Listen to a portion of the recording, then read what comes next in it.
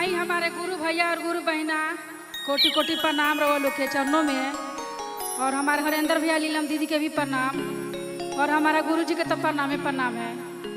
आइल और लोग के बीच फिर सुधा सारथी आइल बा, सब गुरु बहना लोग भी आइल बा लो। तो एगो गाना लेके आवते हैं लोग के बीच में, कैसे बा के देला रुद्राक्ष की माला के देला कंगनवा रे जान के देला कंगनवा रे जान के देला अपने वाला गे अनवा रे जान के देला अपन वाला गे अनवा रे जान के देला रुद्राक्ष के माला के देला कंगनवा रे जान के देला कंगनवा रे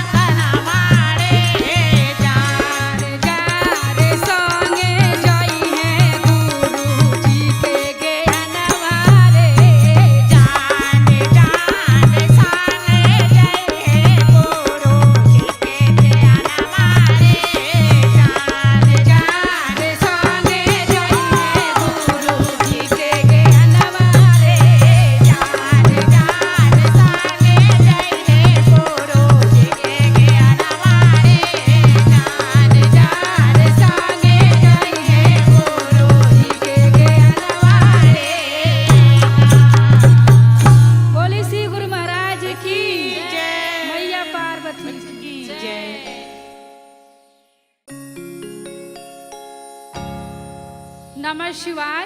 हम सुधा साथी रवलो के बीच एगो फिर शिव चर्चा लेके आयल बानी। आशा ना पूरा विश्वास बा कि रवलो के दुलार और प्यार जरूर मिली। बोली हर हर महादेव की जय। तो गाना कैसे बा? डमरू गिरे धमक से ये शिव गुरु लीलरा से छूटल पसीनावा। डमरू गिरे धमक से ये शिव गुरु लीलरा से छूटल पसीनावा। अरे जटा में रौरा गंगा के धारा आइब कौना महीनावा। अरे जटा में रौरा गंगा के धारा आइब कौने महीनावा। जटा में रौरा गंगा के धारा आइब कौने महीनावा। डमरू गिरे धमक से ये शिव गुरु लीलरा से छूटल पसीनावा। डमरू गिरे धमक से ये शिव गुरु लीलरा से छूटे पसीनावा।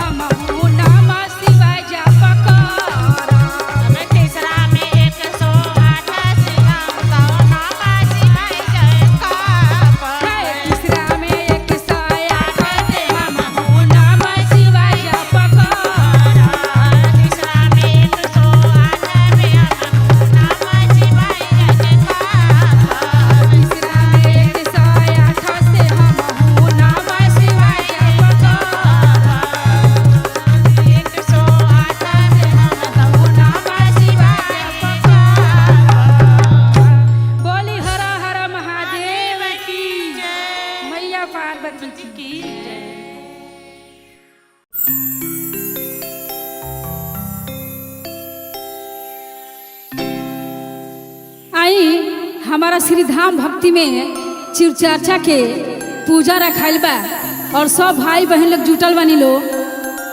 और कैसे होता, एगो भक्त रहे तो भोलेनाथ के बहुत मानत रहे और शिव चर्चा में जात रहे। और कुछ दिन पहले उनका के भुला गए रहे तो थोड़ा मुसीबत आ गई, थोड़ा गम आ गई। तो कैसे कहता भोलेनाथ जी से, कैसे हो? हमारा पूनम पांडे जी भी भुला जाली कबो कबो पूजा करी। तो कैसे कहतारी, अरे कभी गम न देना, अरे कभी गम न देना, कभी गम न देना, आ खुशी देने वाले, आ मुझे प्यार की जिंदगी देने वाले बाबा, मुझे प्यार की जिंदगी देने वाले। मुझे गम न देना, कभी गम न देना, खुशी देने वाले, मुझे प्यार की जिंदगी देने वाले, बाबा मुझे प्यार की जिंदगी देने वाले। कभी गम न देना, कभी गम न देना, कभी गम न देना, आ खुशी देने वाले, जाओ मुझे प्यार की जिंदगी देने वाले बाबा, मुझे प्यार की जिंदगी देने वाले। बाबा मुझे प्यार की माता जी आइए ना मेरे पास। देने वाले। और कैसे कहा था बाबा, कैसे हो? सर पर से हाथ बाबा हटा तो न लोगे, कहीं मुझसे दामन छुड़ा तो न लोगे।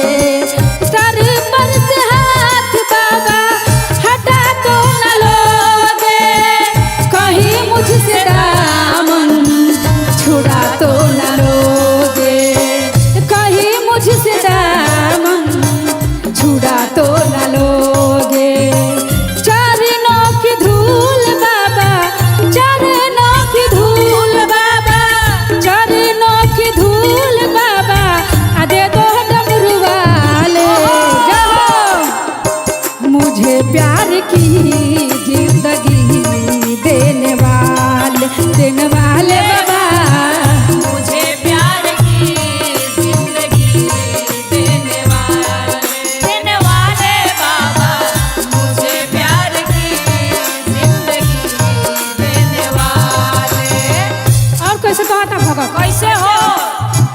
तन है तुम्हारा बाबा, मन है तुम्हारा, कसम खा के कहती बाबा, बदन है तुम्हारा।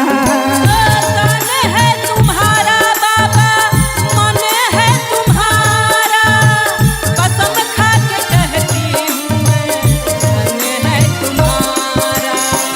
तन है तुम्हारा बाबा, मन है तुम्हारा, कसम खा के कहती बाबा, बदन है तुम्हारा।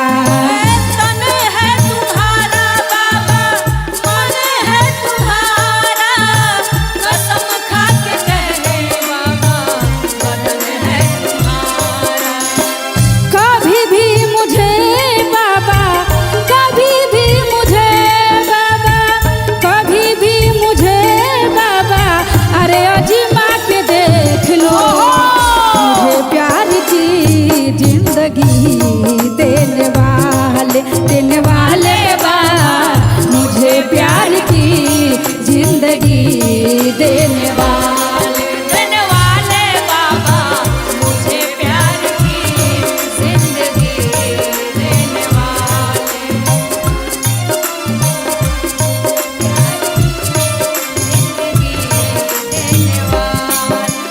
और कैसे कहा था कि बाबा धन दौलत रुपया रुपया पैसा कुछ रवा दरबार में मांगे खातिर नहीं खियाई, बस हमरा के दे दी तो अपन प्यार दुलार दे दी और वो लगे हम कुछ मांगे नहीं खियाई। और आखिरी आरजी हम का करतनी बाबा जी से सुनी। सुधा सारथी के सुधा सारथी पूनम को सुधा सारथी पूनम को करिहरा खवाला जो मुझे प्यार की जिंदगी देने वाले बाबा मुझे प्यार की जिंदगी देने वाले बाबा मुझे प्यार की जिंदगी देने वाले। बोली श्री गुरु महाराज की जय, मैया पार्वती की जय।